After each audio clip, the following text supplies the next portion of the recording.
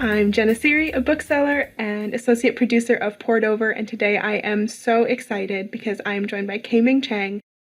There are so many books of hers that I know that you remember: Bestiary, Gods of Want, and now we have Organ Meats, which from the second I saw the jacket, I was like, I'm invested, I'm in, I can't wait to read this book no matter what it's about.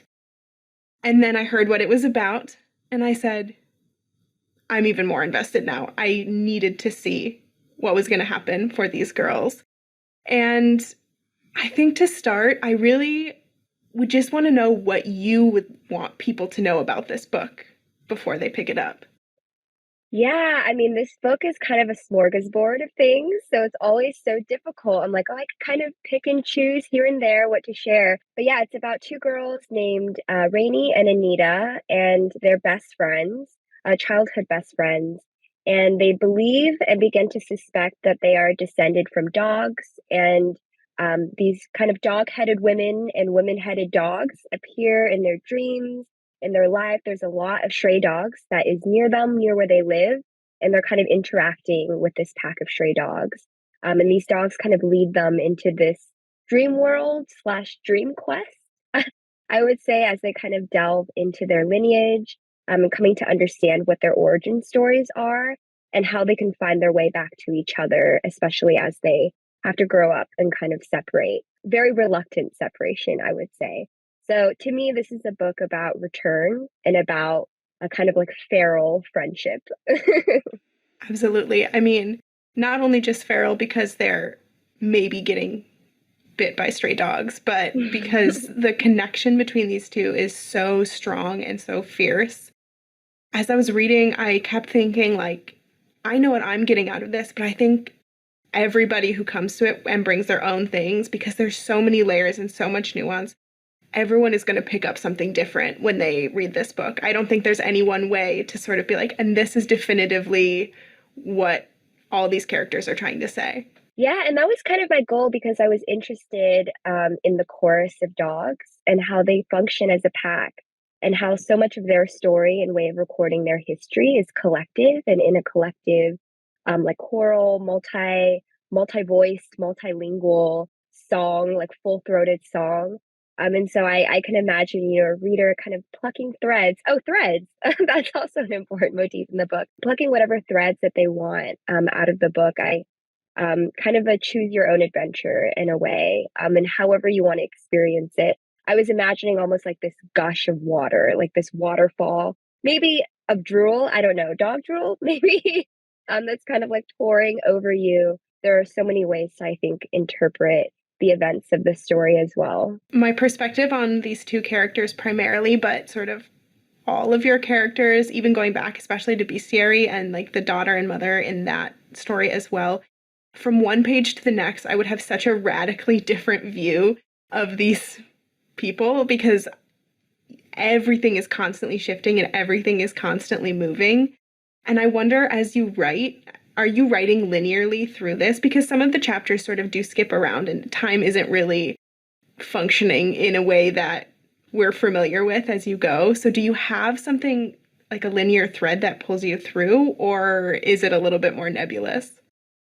It's definitely more nebulous. It's interesting because I feel like my natural instinct is to just write something from beginning to end, and that actually helps me finish because it provides this like sense of momentum where I'm like, okay, now I have to finish the draft.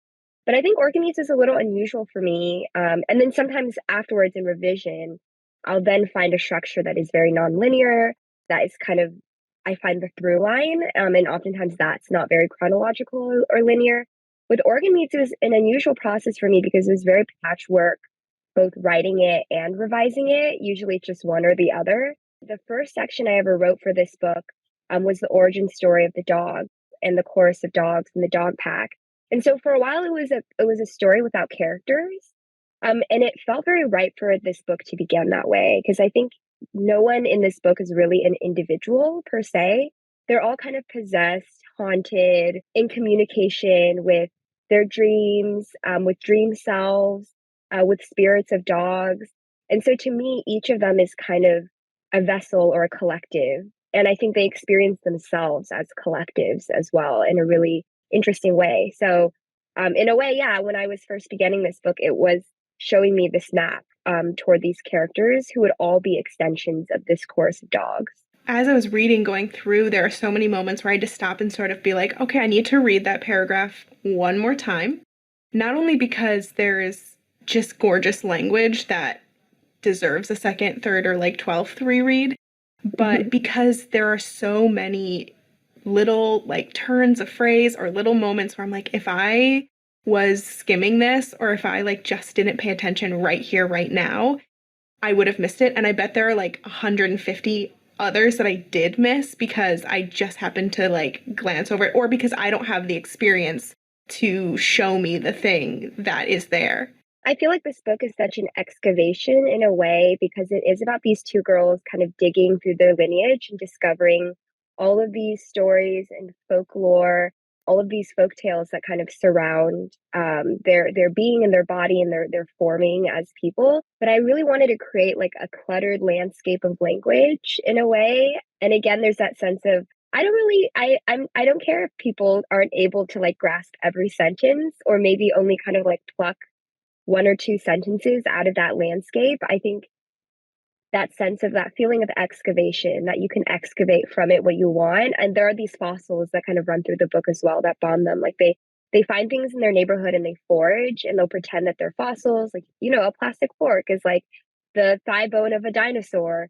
And they have this imaginative self that's always overlaying the landscape. And I feel like writing the book kind of felt the same way, where I was really interested in language as those imaginative, as those fossils that then kind of lead to all of these like imaginative, made up creatures that the reader can kind of formulate for themselves as well, or they can choose to just like leave the landscape as it is and just kind of glide over it. Yeah. It reminded me so much of being a kid and having that sort of imaginative play and like being like, oh yeah, you can go out into your backyard or you can go into your parents' room or and you know, a space that maybe is a little unfamiliar to you and make something out of something that isn't yours and that you maybe don't have ownership over, but you can sort of make that yourself. But it doesn't ever feel like nostalgic or soft. It's a very hard edged look at that sort of youthful unknowing. Yeah, yeah, I think a lot about imagination as like as world building and as a kind of key to the future in a way. So rather than imagination that looks backward or like you were saying is like a form of nostalgia, I'm really interested in imagination being harnessed by these two girls as a way of building and creating a future world and future selves. Which then kind of becomes literal because there's like bodybuilding or building of a body in the book. I think they're really interested in the imaginary because it does belong to them in a way, whereas real things I think can be taken away from them, or maybe they may not have the agency to shape um, certain pieces of the quote unquote real world or reality, but they have access to this other form of reality that they can then assert over the reality that they've inherited or that was given to them. So I love the idea of like these two girls creating a pathway for another reality and another world to exist.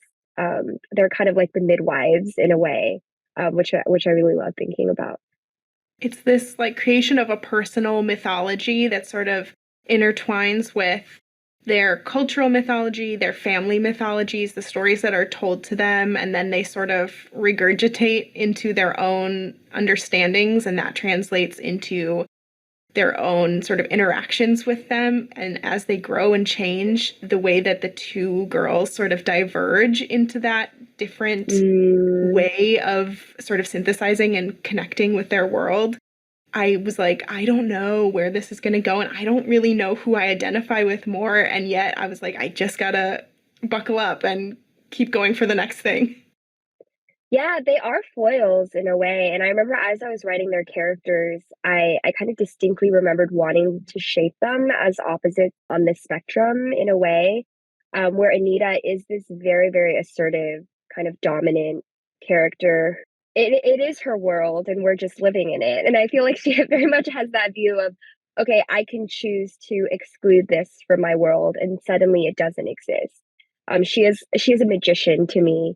Whereas I feel like Rainey, besides being like more cautious and more interior and more kind of inward facing, I feel like she's kind of like the bridge between Anita's world and the world that they were born into. To me, she's kind of like more of a messenger or like a creature who can kind of move between different worlds. Whereas Anita is very much like, I've created this world and I'm staying here and I'm not letting anything encroach upon this world that I've created. So it's really fascinating to kind of tap into both parts of me in a way. I feel like Anita is like a fantasy. There's almost a part of me that wishes I could channel more of Anita's energy into my life. I just wonder what that would be like to just want to assert so much agency. And then Rainey, I feel like maybe is a little bit more naturally who I am, in that I feel like she is a witness. She's someone who observes, and she moves between these worlds and these realities, and never quite decides on which to commit to, I think, except that she has really committed to Anita. There's definitely moments where I was like, I could imagine a friendship with like both of these girls and be like, sometimes it would be amazing and sometimes it would be like, oh, this is not gonna work, especially with Anita. I think Anita could be like the best friend when her attention is like turned towards you and she's like so invested. But the second that anything doesn't go the way that she thinks it should or the way that is her vision, it's just like, no, that doesn't exist. Yeah, exactly. Yeah, there's a self-centeredness to Anita that I actually find is really interesting in contrast to a lot of, I think, messages that I was taught as a girl, which is, to be selfless, to be self-sacrificing. And I feel like Anita kind of subverts ideas of goodness, like what it means to be good as a daughter or as a mother. She has this kind of insistence on holding on to herself and centering herself in a way that to me is just so foreign and again such a fantasy. But I love that she kind of is rebellious to her core, not just in the things that she does, which are pretty wild things, but I think in the way that she refuses to relinquish or to sacrifice any part of herself to the world. She's kind of uncompromising, in a way that I think is just, yeah, a contrast to so many of the inherited messages that she's been taught about what it means to grow up and what it means to become a woman. And yet she's still able to care and love. I mean, for the sake of Rainey, when Rainey is basically asleep for this period of time in this fanciful way, Anita goes against the wishes of, her own family and of Rainey's family in order to do what she thinks she needs to do in order to help and save her friend. And it is an act of rebellion and an act of like subversion. But at the same time, I think a lot of times we get told, especially as girls, young women, that if you are acting in these ways, it's because you don't care for the people around you or that you don't, you're acting against those who are trying to do good things for you. But in Anita's case, that's the ultimate way she shows love, is this unwavering and unfaltering connection and intimacy.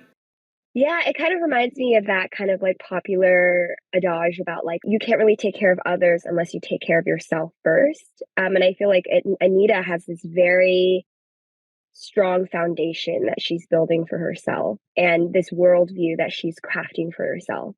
And because there is like kind of stable ground that she's standing on, kind of ironically even more than I think Rainey, even though Rainey maybe thinks that Rainey, I think, feels like she has more of a grasp on reality.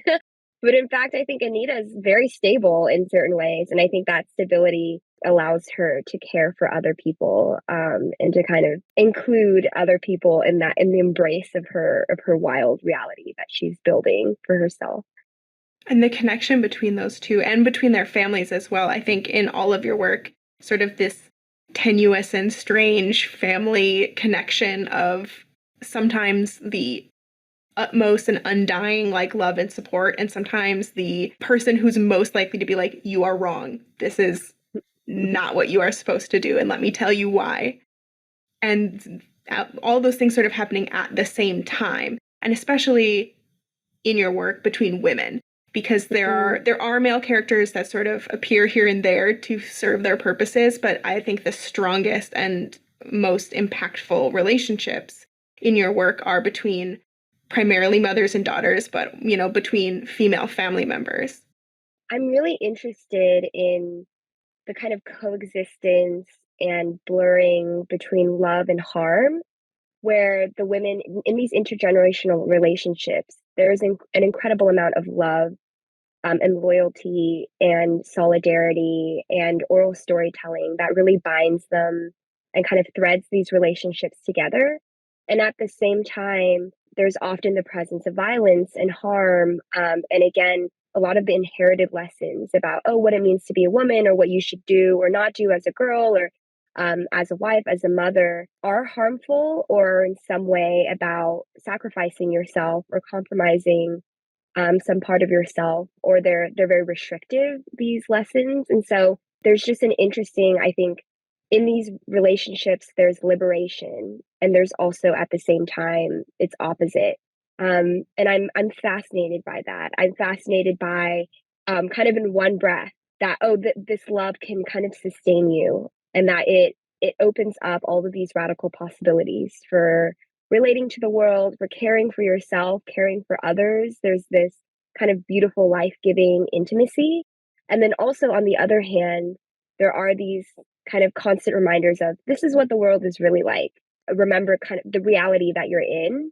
So I'm like, oh, how I'm so fascinated by that dynamic and how it can exist in one relationship. And that's something I'm kind of constantly probing are the limits and the possibilities of love within those intergenerational relationships between women. And the way that the stories are told, so much of your work is sort of told through these stories being told to someone else. And we're sort of getting, sometimes with commentary and sometimes with sort of in translation or through translation, but these connections of stories within stories and these families that create sort of their own universes and their own small isolated worlds that interact in tenuous, like in little ways here and there with the wider world around them. But so rarely do we see any characters or any people outside of the immediate family groups. And usually if we do, they're just mentioned in another story or another interaction. But the isolation and the sort of grouping of these people together is like a pressure cooker for these huge relationships and sometimes huge fights, but also like the most love. Yeah. I mean, I'm really interested in what it means to love as a choice, and then also what it means to love as a form of duty, and in what ways do those kind of butt up against each other or become these sources of conflict. Yeah, ideas of like what part of loyalty is you choosing is an expression of agency. Like I choose or I commit to this, or I want to foster, sustain this. And then what part of loyalty is obligation or antiquated ideas of what family is or should be. And so I feel like I'm constantly always balancing between those questions, I guess between like agency and duty in a way. And I feel like the family is such an interesting exploration of those themes. And also Anita and Rainey's childhood friendship as well, because it's a friendship that is so incredibly formative to them. I was particularly interested in a friendship that forms before they have a sense of identity in a way, before they kind of decide, oh, this is who I am, and these are what my values are, and this is what I'm looking for in a friend. It's kind of pre any of those ideas, and I think because of that, there's that lack of boundaries between them, that can really dramatize those conflicts and those themes that I'm trying to explore. So often early on, it seems like they're sort of trying out these identities on each other as they're going through. I think of a scene early where they're like coming up with rules for what their lives as a dog would be, and just sort of watching them navigate, like, this is how we're going to try and create boundaries and then inevitably test each other's boundaries and see where we can sort of push and where we can't. And I think that a lot of it is Anita being like, these are the things we're going to do, and you have to wear this thread around your neck and that like symbol of that connection between the two of them as they're sort of trying to figure out this friendship, which inevitably will sort of split, and what happens then. Yeah, it's so interesting how kind of practical they can be even within the imaginary. Like I love when Rainy's like, but what are we gonna eat? Like there's something so incredibly like practical and tactile about that while they're like imagining these wild lineages and ancestries and hybrid monstrous selves that I really love. And yeah, there is an interesting like negotiation that is constantly playing out between them, and I think yeah, you're right, they are constantly testing each other in a certain way. And I think even Rainey, her decision to return to Anita is in a way testing herself as well. It's not just her relationship with Anita that's at stake, but also she's trying to figure something out about herself, and trying to learn about like, oh, is this the kind of person that I am? Am I someone who is at fault here? Do I take responsibility? Am I accountable for this person? And what does it mean to be accountable for another person, or for my own actions? So for me, there's like this interesting, like through their relationship, they each, I think, as individuals, particularly Rainey, because we get to see her perspective when she's like a young adult.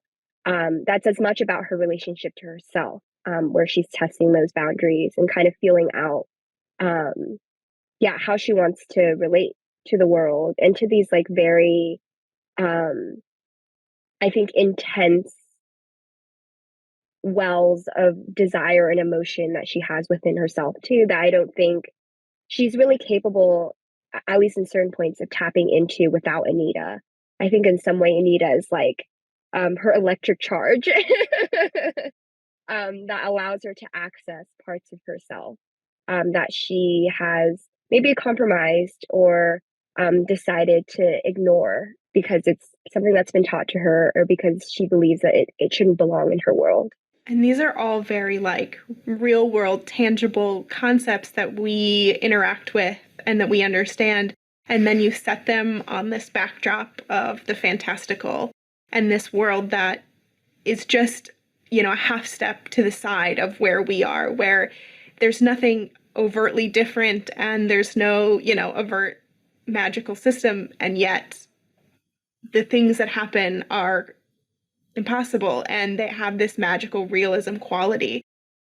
And that is the thread that goes through all of your work and combines sort of this like triptych you've created of pieces so far, and that they really all play, and I can imagine them all being the same universe and the same world. It's the, you know, the K-Ming Chang theatrical, you know, cinematic Yes, universe. exactly. And watching and sort of unfolding and never knowing what's going to come next, it sort of heightens all of these things that we know and we experience, and yet seeing it with animal parts and living trees and banana ghosts and, you know, all of this, it just combines and really forces you to interact with all of these things in a different way.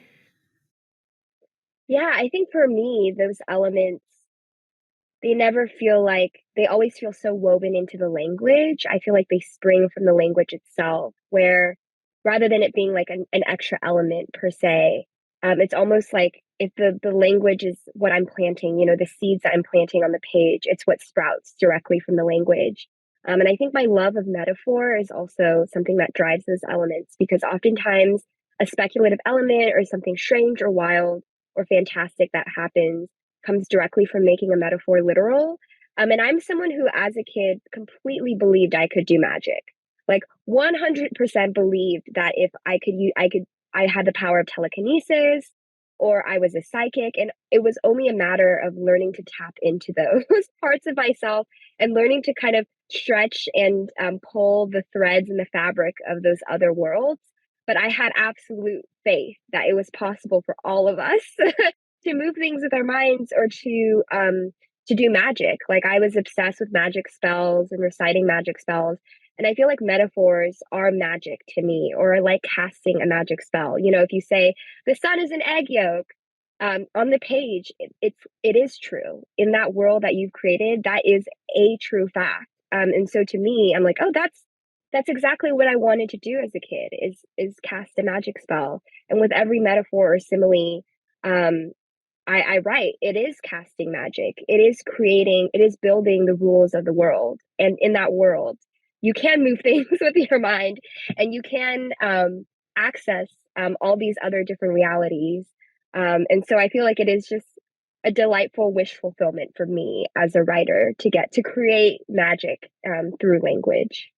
And nothing ever stands out as like, oh, what is happening now? Because, like you said, it is woven so well into just the sentence structure. There are times where I was reading something and then I would be like, oh, that's crazy. But I didn't even realize it in that moment. Or when I would be like, how would I tell someone about this? And you'd be like, well, I'm not sure. I think I'd have to start at the beginning because the sentence level structure is so good. The voice is so good that nothing sort of shocks you because it works. I mean, not to say nothing shocks me. That's not entirely true because this book and a lot of your work has this very visceral, very like corporeal sense of human existence and the body and what it can do, and some things that it can't do, like become a kite or grow a tail or be inside of a tree.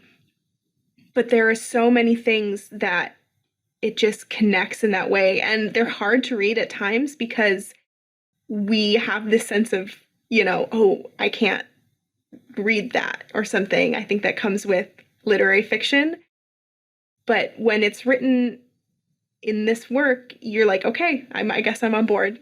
Yeah, I kind of almost think of it as, speaking of the landscape, the idea of the landscape, where because everything is kind of so dialed up or exaggerated that it almost almost like you become almost like acclimated to disorientation. I think that's something as a reader, I love that feeling where when the whole world is kind of askew, you start to kind of skew with the world and it becomes ordinary in a way, like the magic becomes ordinary. And I really love that. Like I love kind of heightening the language. And I'm really interested in dialogue. That I tend to write dialogue that doesn't really sound like how we speak. I love dialogue that sounds like it's kind of written in verse or written in a chorus, or the way that you would kind of encounter dialogue in something like the Iliad or the Odyssey, where it is kind of as heightened as the language that surrounds it, is something that I'm obsessed with. I'm always like, how do I make this dialogue rhyme? Like I'm always, it's like a witchy chant to me, the dialogue. And I think that as a reader and as a writer, I'm always hoping to kind of where like when everything is technicolor, that your eyes almost adjust. And maybe that's kind of part of the, oh, maybe it should be more shocking, but like within the context of everything else that has kind of been heightened or stylized in this way, it does kind of belong to this landscape or to this world. Yeah. Like if I just picked a random page of organ meats and read it out loud to someone, they would probably be like, I'm not sure what that means. And I would say, well, you would if you read the whole book. And I think what works so well is that though there are some very heavy and like intense and emotional pieces, there's so much humor that I didn't expect. There's always like a little quirk or a little like joke or comment that I'm like, oh, that just brought me back, or like that just, made it a little bit easier to connect to. And because I think when you're reading something like this, if it's just the really intense things at all moments, you sort of glaze over to it. But being able to connect with that humor, especially between these girls, because they are silly and fun, like many children are, it made it so much easier to connect and be like, oh yeah, I'm right here. Yeah, I read recently, and I wish I could remember which book I read it from, that kind of horror and humor at their root are about transgression. And I love that so much. And I was like, oh, you're right. Like, what makes something really horrifying in that genre, and what makes something really funny is often this like little transgressive moment of like, oh, I wasn't expecting that, or oh, the tone has shifted or changed, or there's just this delightful sense of surprise, or a really terrifying sense of surprise.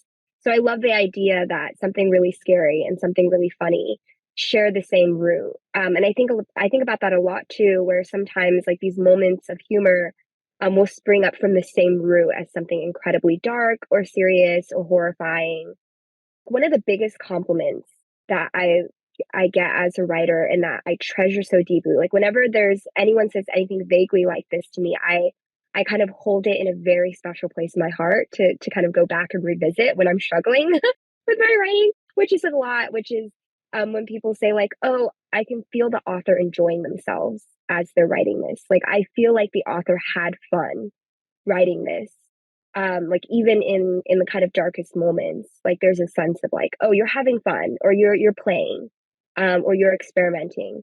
And that is just it's so incredibly special to me because that is the sense that I always hope that people will feel through the writing, that always that I'm having fun. And that there's like a consciousness behind all of the writing, that is rooted in a kind of like joy or pleasure, even when writing about its opposites or writing about things that are kind of typically we consider very serious, because I do have so much fun. And I want people to know that, and I would love for people to feel that as well. And hopefully that it gives them permission to enjoy things or to laugh at things that they might not feel like they can laugh at. Absolutely. I think there's so much of your heart and soul in this book, and like reading it is a connective experience. It's a community experience, because even though I don't maybe connect or understand or recognize every piece of these characters' experience, there are still so many moments where I'm like, oh, I've been right there. Oh, I know how that feels. Or like, oh, I didn't know how that would feel, or I didn't expect that. And it's such a community experience to enter into a work like this, that you have to, like you were saying earlier, that you have to excavate, or you have to put something in order to be able to get something back. And I think right now there's a lot of like, and I love this too for what it is, there's a lot of like escapist literature, which I think is really like, it's designed to sort of give you everything. And sometimes that's what we need. We need something that gives you everything right up front and you can just be in it. But sometimes I think I love a work that challenges me back just as much as I'm working with it. Yeah, I mean, I love whenever I connect really deeply with the text, and I'm immediately like, oh my God, I'm this epigraph or something else. Like it's so inspiring, and also something that kind of holds me in its grip. It's often because it kind of turns my own gaze inwards, and it allows me to connect with and to understand, or to wrestle with parts of myself that are buried so deep, or kind of dislodge certain memories that are buried really, really deep. And I love that feeling of turning inward. And I feel like that's like the ultimate power of a book over all other mediums. Like books have the ability to do that, this intense, like inward excavation that can happen where it feels like literally there's someone like reaching a hand into you, like touching something that I'm like, oh, I didn't even know I had that inside of me, but thank you. I'm so glad. I'm so glad to know that there is this part of there's like this thread that's reaching out to join with that, with the book or with the text. And this thread is, yeah, coming from these deep wells. Yeah, so it's so lovely to hear that you had an experience of like kind of getting to work with the text and feeling like it was challenging you as well. Yeah, I'm someone who very much feels like, especially with the things I write, sometimes people will be like, oh, I'm not sure, like, I didn't really learn, I'm not sure what I learned from it, or I'm not really sure I understood it. And I'm like, oh, I totally understand the impulse to like want to understand. I feel like that's also what we've been taught to, how we've been taught to read as well. Reading quizzes and book reports, is to understand and to learn and to have these like distinct takeaways. But I also love some of the books I love the most are just these experiences of disorientation. And I love that feeling of being so kind of jolted and placed in another reality and just experiencing that sense of like off kilter or never quite like adjusting to the language as well is always something I love as well and find a lot in translated literature. Yeah, so I feel like I want people to like not feel pressure to understand every moment or to feel like they have to learn from it or have it take away from it, but just to experience it and to kind of define for yourself what that reading experience means. Whether it's like, oh, there's this one sentence that was kind of intriguing for me, or it made me think of this. Like I think sometimes moving away from what we expect to gain from a book can allow us to have these very deeply personalized experiences with the book, that we get to, again, define for ourselves. Right. Like, I feel like so often it would be like, well, but why did the author make the curtains blue or something? And, you have to write a sentence about what the blue represents. But that really, it's such a one layer experience versus how does this make you feel, or how does this change how you feel? Does this book reach inside and find like a green jelly bean kidney that you didn't know you had and, show it to you? And I think that like being able to reach out and grab the books and to say, yeah, like I'm going to find something in this. And not everyone will find the exact same things. And I think that's the best part. I mean, I don't want to read a book necessarily where I'm going to have the exact same experience that you would have reading it as another person, just because we all could, decide that the blue curtains meant that they were sad or something. Yeah, exactly. Yeah. Yeah, and I feel like each new book, it is kind of like learning a new language in a certain way, even if it's literally in a language that you already know, which if you're reading, yeah, of course. But there's this sense of like, I don't know, with every book or every new text I encounter, I feel like the author is in some way like teaching me how to read it, showing me how to read it. And it's every mind, every narrator, every consciousness is this different language that's being invented right before us on the page. And I love that feeling of, yeah, again, of being disoriented rather than maybe more grounded. And especially when you have these three works that sort of work in conversation with each other and can all be connected through some themes and feelings. Now that you've sort of finished with these three, when you move on to something next, are you looking for like that new challenge or that new thing?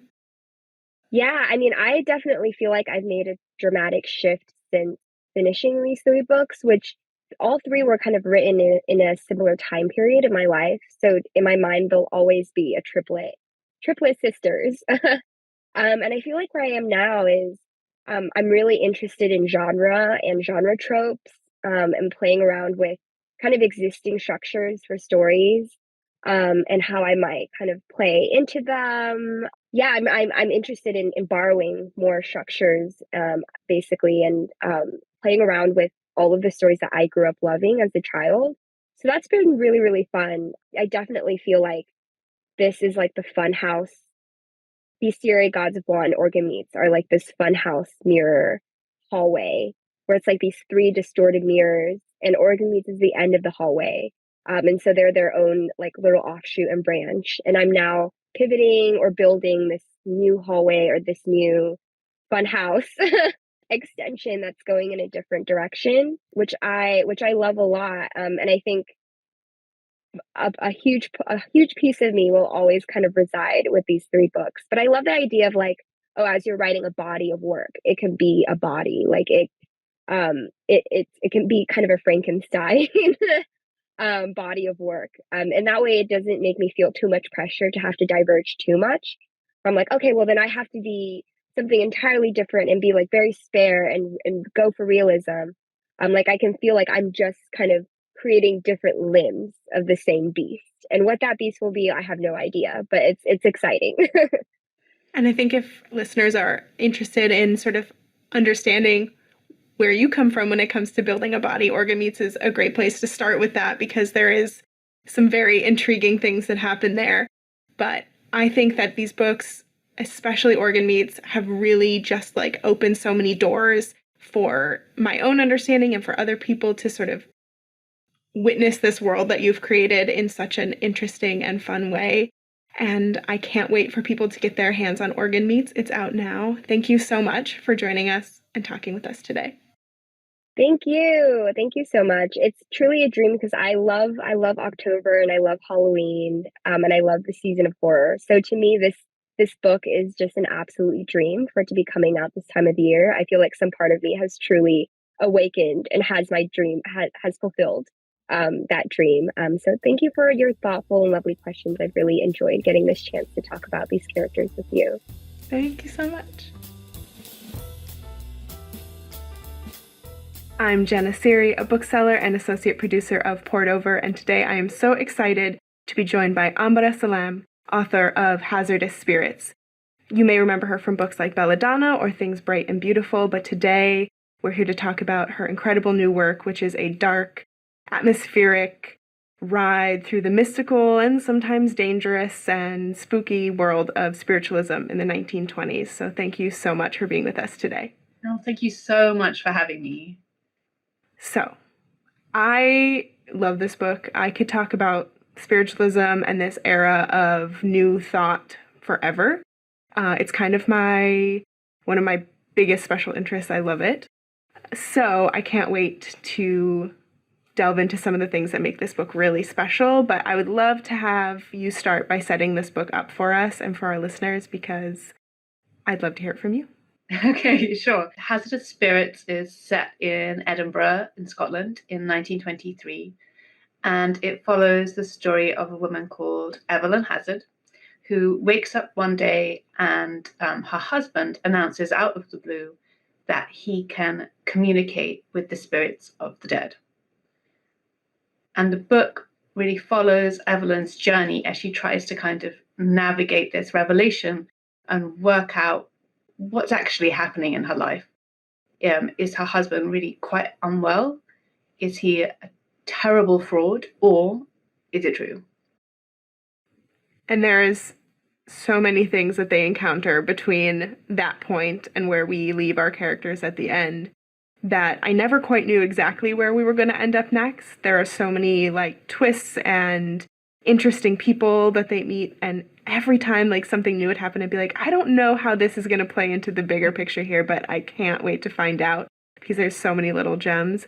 But I wonder, not everyone is as super into this era and this topic as I am. So I wonder, how did you stumble into this world and know that this is the next story you wanted to tell? So there were a few avenues, I guess, into the story. Actually, quite a lot of the book I wrote during lockdown in the UK.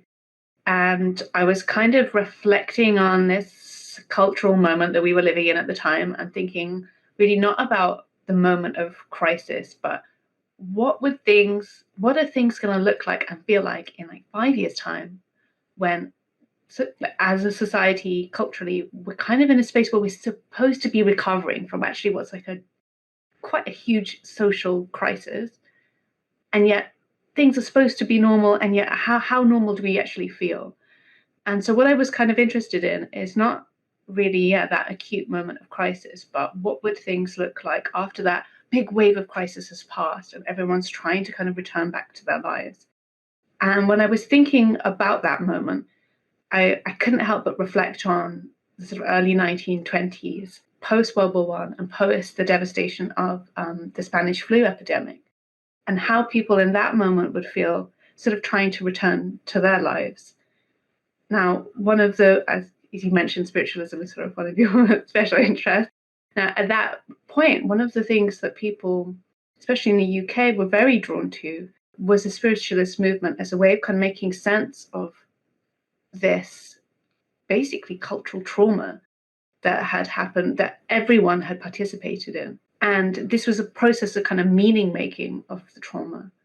So that's sort of partly what led me into the themes of the book, actually.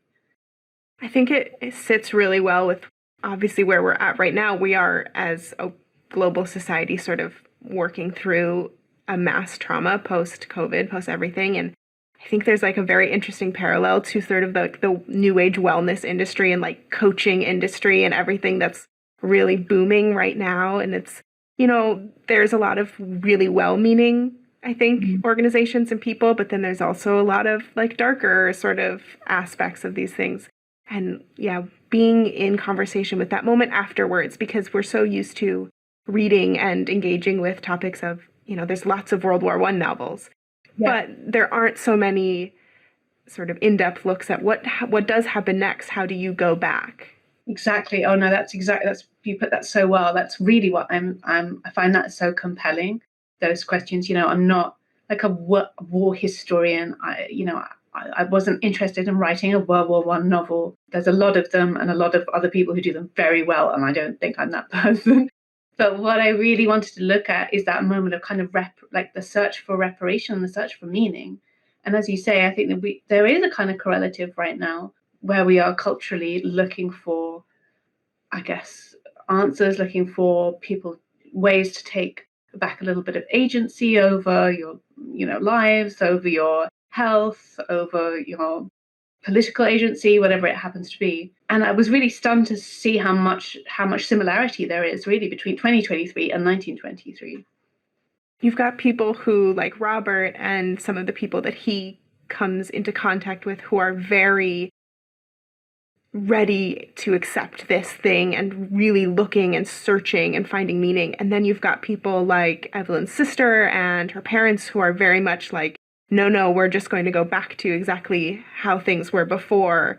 And there's a lot of allusion to sort of what their life was like before. And fitting those pieces together, especially for Evelyn, who's right in the middle of these two forces, it's really, really an interesting thing to watch along with as she navigates.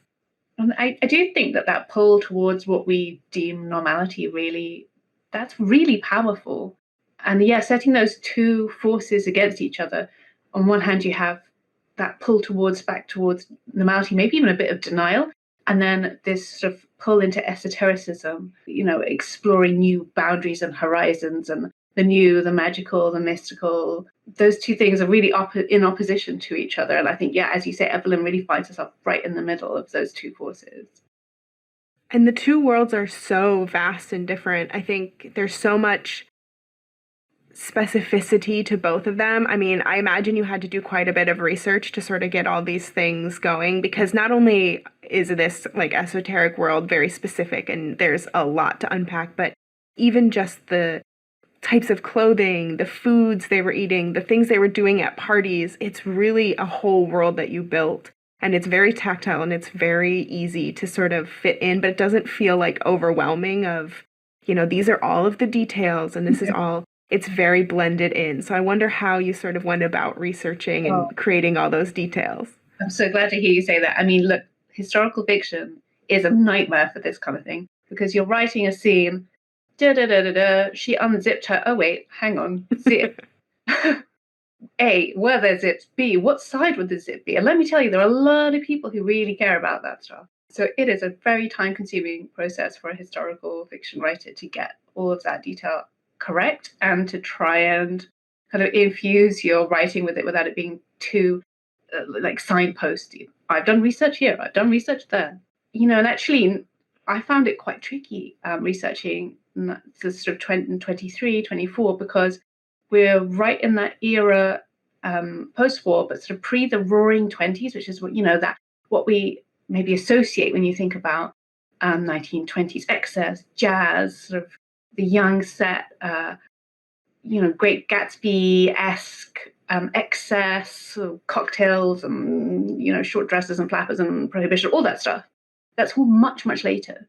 And I feel like the early 20s are maybe like a little bit unfashionable from our perspective right now.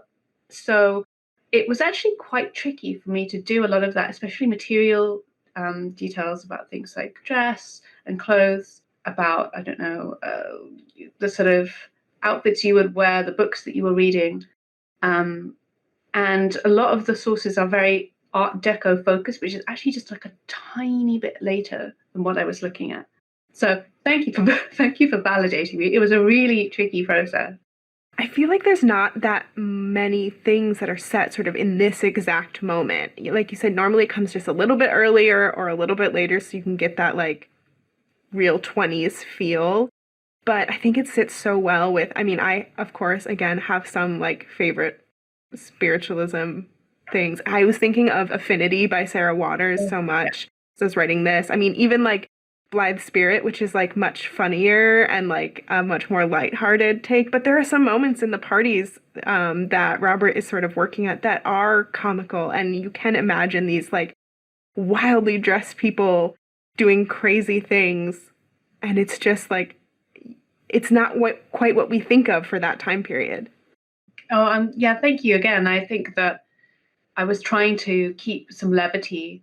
When you're talking about spiritualism, essentially you're talking about a movement that really at its core believes that, the human spirit persists beyond death and that you can communicate with people who have sort of passed on, passed over.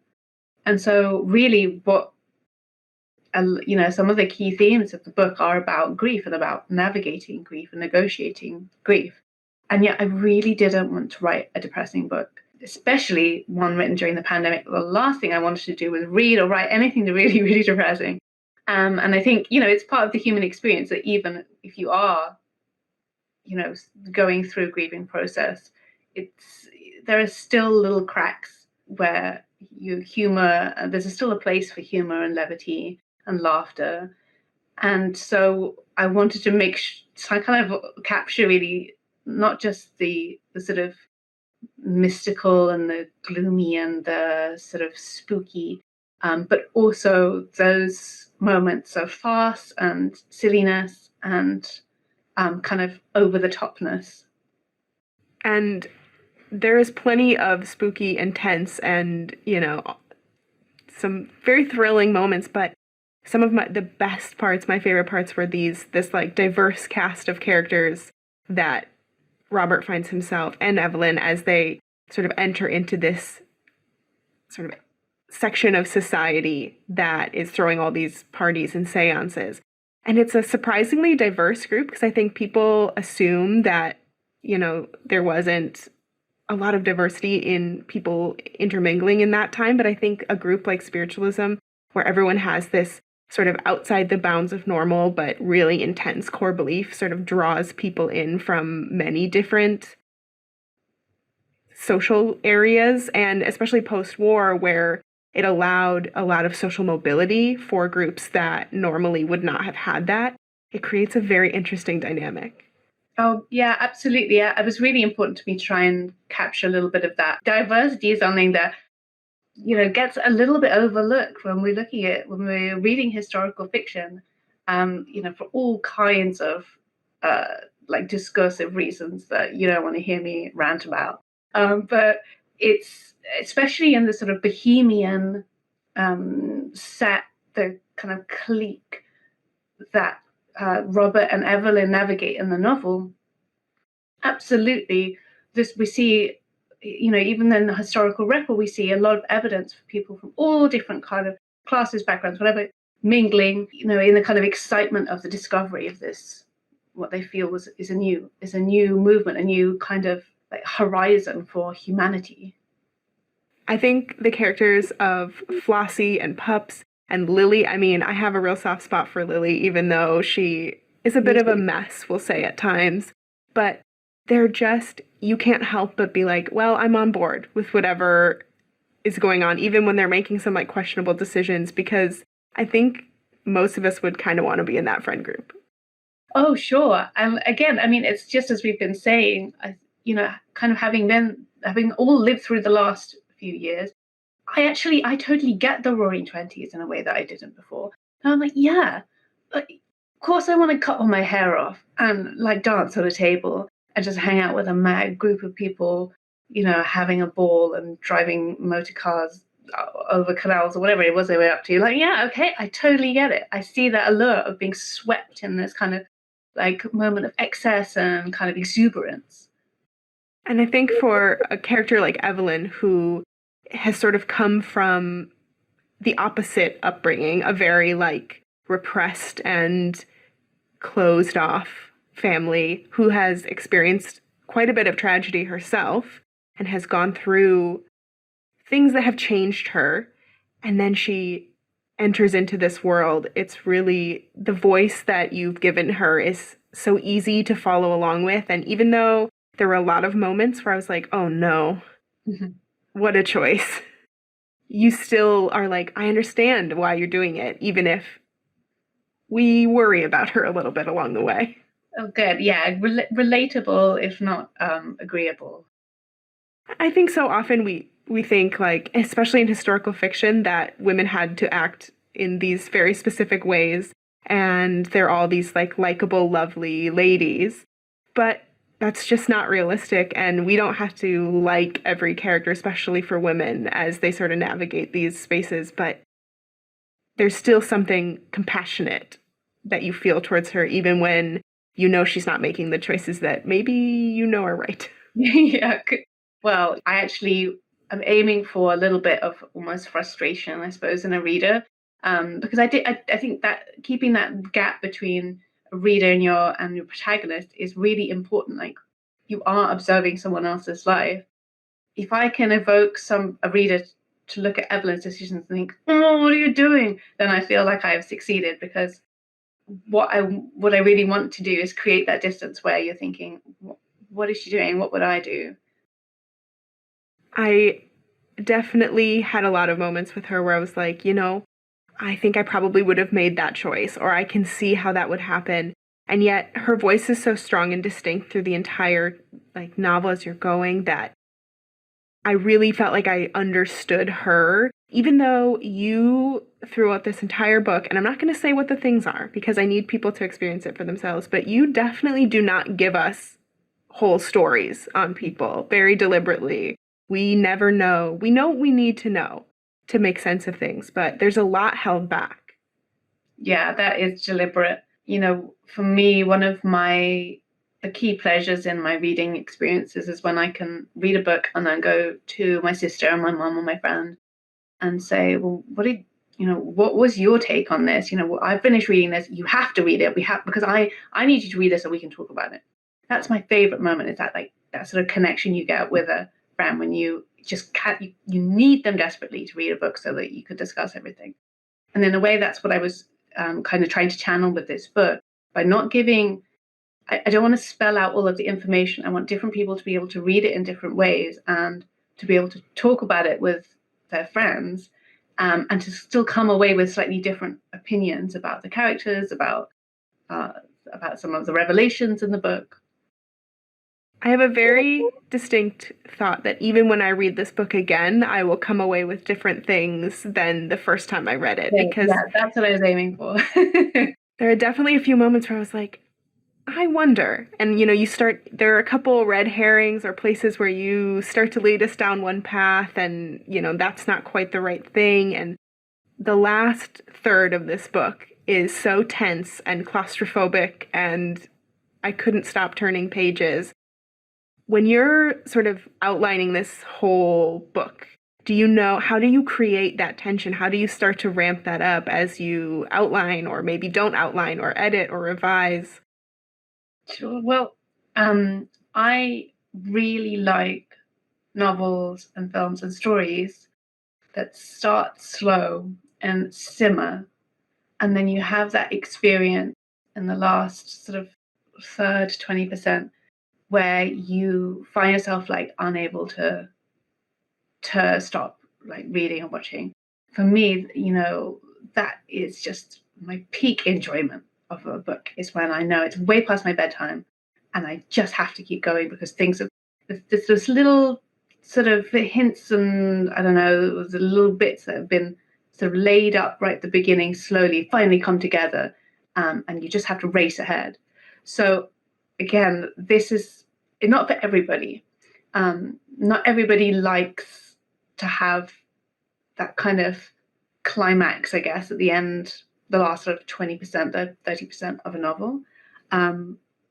But I'm deliberately trying to create that slow simmering atmosphere that builds towards a kind of whirlwind, so that I can deliberately provoke the I'm going to stay up past my bedtime feeling. Those are the moments where you start this book and you feel like you're just reading a historical fiction novel. This is just a snapshot in time. And then I got to a point where I was like, no, this is a thriller and I need to finish it now.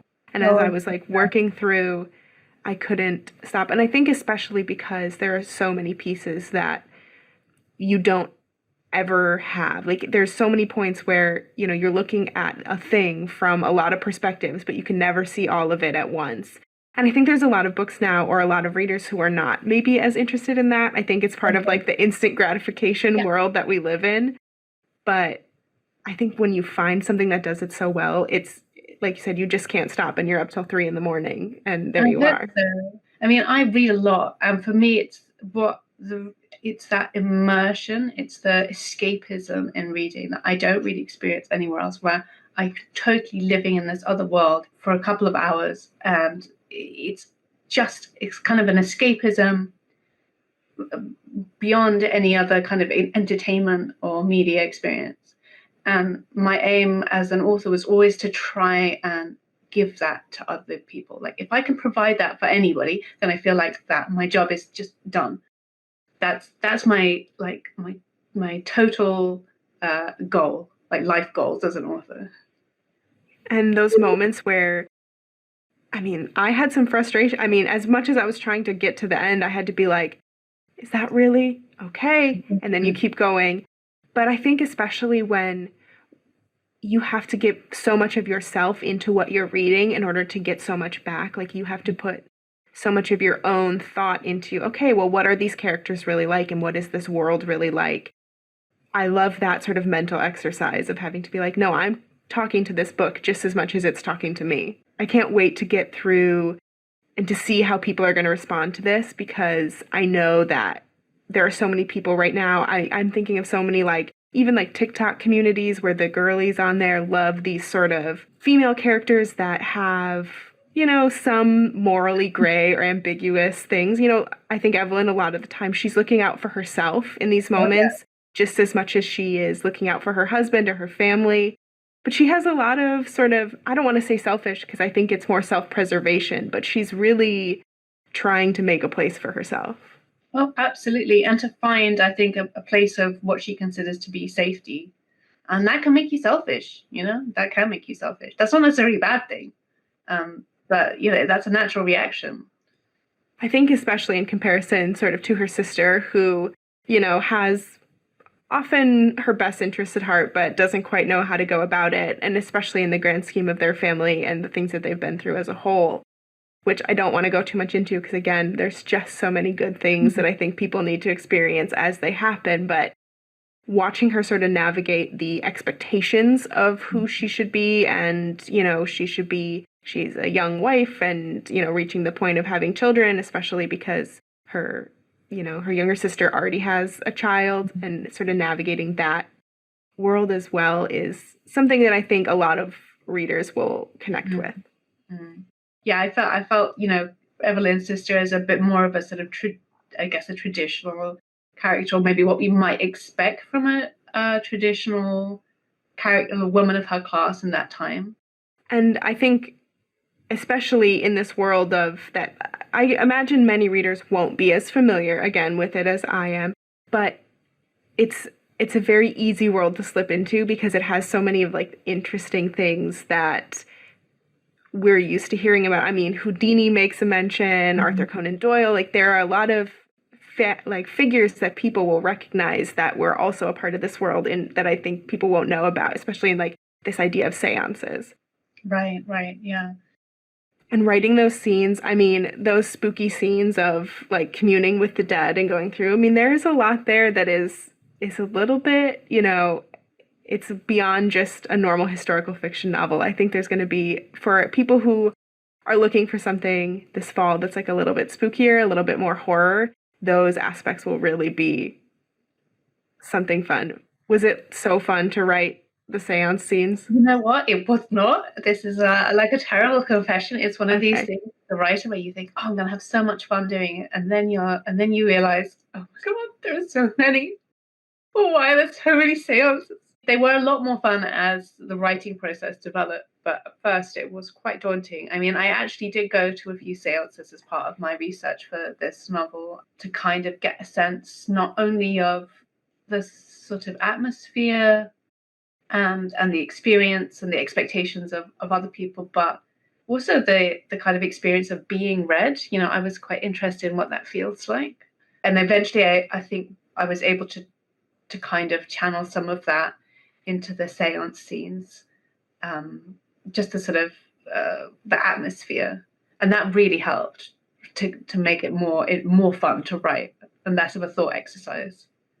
I mean, I think there are lots of points in this book where you vacillate back and forth between like, is this a hoax or could this possibly be real? And that sort of unknowing in between of what is the real thing behind all this, and especially between the different characters, because everyone comes with sort of their own preconceived notions of what this is. And I think like any reader, no matter where they're coming at this from, will be able to be like, oh yes, maybe they're more on like the flossy end of the spectrum.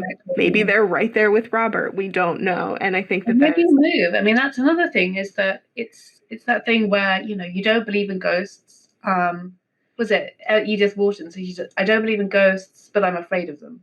I mean, I might be paraphrasing, but it's a sort of thing where, you know, even in your own like idea of what you think that you believe, there's still quite a lot of room to maneuver, and it's a very natural, very human thing to find the needle shifting depending on where you are. If it's 3 a.m., if you're alone in a spooky forest, if you're, you know, sitting in a lecture hall somewhere, if you're on the tube, whatever it happens to be.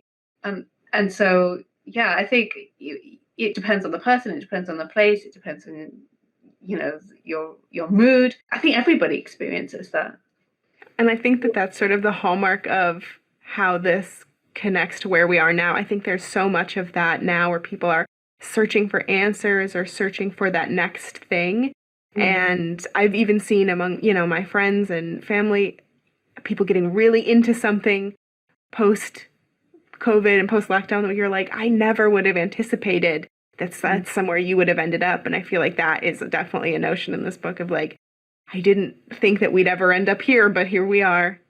Yeah, absolutely. And maybe that, you know, it again, this is a cultural moment in flux, and those things won't settle. And in 5 years, your friends and family may not still be pursuing those interests, or maybe, you know, Robert would have stopped being interested in spiritualism after. Who knows? That sort of that moment before all the dust has settled, I think it's kind of just an interesting.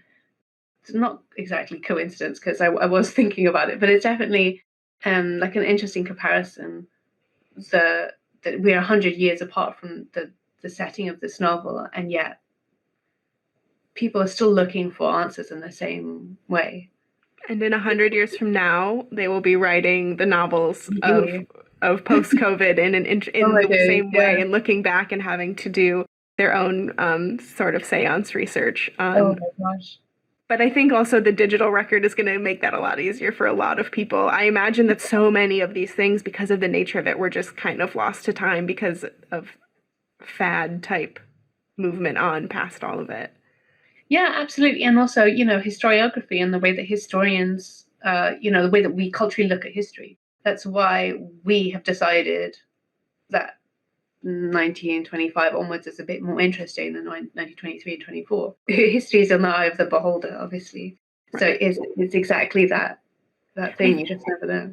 I think it also has this idea where a lot of people look back on it sort of as, oh, I can't believe anyone ever believed in this, or, you know, of course, that's so outlandish. And yet, how do you know if you're, you know, in that moment, it's so different than looking back. I think we can say that about a lot of things. I know, like, even just looking back at like Y2K or that kind of thing, you know, we look back now and go, that was so outlandish. How did we ever think that? No, absolutely. And, you know, a lot of the discussion in the spiritualist movement in the early 20s was about the telephone and about telegram, and, you know, what would, if the telephone allows you to lay down lines and speak to humans on the other side of the world, why couldn't you maybe use the telephone to one day speak to people who are no longer alive? You know, and that seems like a little bit out there, and, you know, we might look back at that and think that's a bit silly and a bit outlandish, but, you know, I think, you know, even if you consider the ways that we use AI, or the conversations that we're having now about AI and about kind of linguistic modeling on, I don't know, bodies of text, bodies of emails, is it so ludicrous that you might one day be able to text app with someone who's not around anymore based on their digital footprint? No, that doesn't sound outlandish to me at all. No, I mean, in 100 years, we will all have uploaded consciousness to the cloud, so there won't have to be anyone, you know, communicating with the other side, because we'll all just still be here. or we'll go the other way and everyone's just living in the woods, eating from their acorn cups of tea. Yeah, I'm kind of hoping for that too. I know I'm a little bit on the let's all go to the woods Yeah, I know, end of that spectrum. But so one of my favorite questions that I get to ask people, because I just selfishly want to, build my own library, is who are some of your literary influences and favorite works? Well, for this novel, literary influences definitely Sarah Waters. You mentioned Affinity, but also The Little Stranger. I don't know if you've read that. It's just one of the most terrifying novels I've ever read, and it's a sort of literary gothic thriller. It's a ghost story where you're not sure how much of the content is sort of supernatural. And, Sarah Waters, I think, is such a genius historical fiction writer because I think she's very tactile. And her prose is very evocative and very grounded in kind of materiality and physicality. And I think for me, that's what helps to bring, the past or whatever, it would really bring an experience to life, as that sort of tactile element. So, yeah, for this novel, absolutely, that's what I was thinking of very much, as the way that Sarah Waters treats the supernatural, but also the way that she thinks about just kind of materiality, physicality. It sits so well with sort of this world of maybe spooky, maybe real. What's spookier, the other side or people? I mean, I think that's a huge thing in this, is what really would be scarier, if these people are talking to the dead or if they're not. Yeah, absolutely. So I can't wait for people to sort of get into that and get their hands on it. So I have to also ask, what's next for you after this book? So I am working on another manuscript at the moment, which is another kind of, I guess, like a kind of gothic literary mystery, which should be out in the UK in 2024 if I get my draft done on time. So my editor is right now probably looking at her watch and shaking her head. Well, I can't wait. I will follow anywhere that you go next after this book. I am invested and I am in, and I can't wait for people to get their hands on Hazardous Spirits. So thank you so much for joining me today. No, thank you so much for having me.